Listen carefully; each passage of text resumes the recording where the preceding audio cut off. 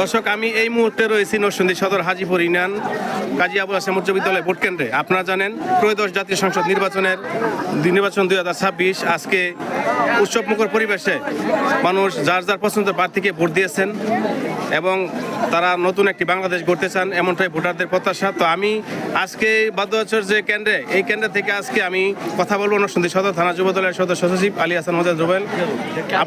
আপনার কাছে জানতে চাই, আসলে আজকে যে উৎসবমুখর পরিবেশে সুষ্ঠুভাবে ভোট গ্রহণ হয়েছে এবং আপনারা একটা দলের পক্ষে কাজ করেছেন, অত্যন্ত পরিশ্রম করেছেন, আজকে কেমন দেখছেন ভোটের পরিস্থিতি কেমন, আপনার বিজয় কতটুকু আশাবাদী? ধন্যবাদ আপনাকে। 17 বছর মানুষ ভোট দিতে পারে নাই, জনগণ পুরুষ মহিলা সবাই স্বতঃস্ফূর্তভাবে ভোট কেন্দ্রে এসেছে এবং উৎসবমুখর পরিবেশে ভোট হয়েছে। আমরা জয়ের ব্যাপারে শতভাগ আশাবাদী। ইনশাল্লাহ সদরে খায়রুল কবির খোকন ভাই এমপি হবে জনগণের ভোটের মাধ্যমে এবং আমরা আশা করি এবং বিশ্বাস করি খোকন ভাই মন্ত্রী হবেন।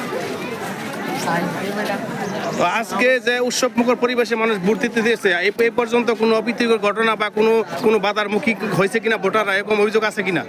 আমার জানা মতে নরসিংদী সদরে এরকম কোনো ঘটনা ঘটে নাই এবং আমাদের বাদুয়ারচর কাজী আবুল হাশেম উচ্চ বিদ্যালয়ে 4টা ওয়ার্ডের ভোট এখানে অনুষ্ঠিত হয়েছে। এখানে খুবই শান্তিপ্রিয়ভাবে ভোট অনুষ্ঠিত হয়েছে।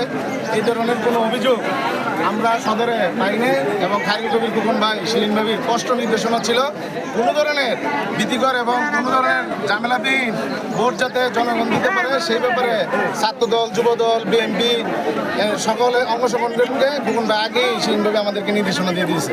জয়ের ব্যাপারে কতটুকু নিশ্চিত? আমরা শতভাগ আশাবাদী যে খায়রুল কবির খোকন ভাই এমপি হবেন এবং উনি এমপি হলে মন্ত্রী হবেন, সদরের মধ্যে উন্নয়নের একটা রোল মডেল হবে।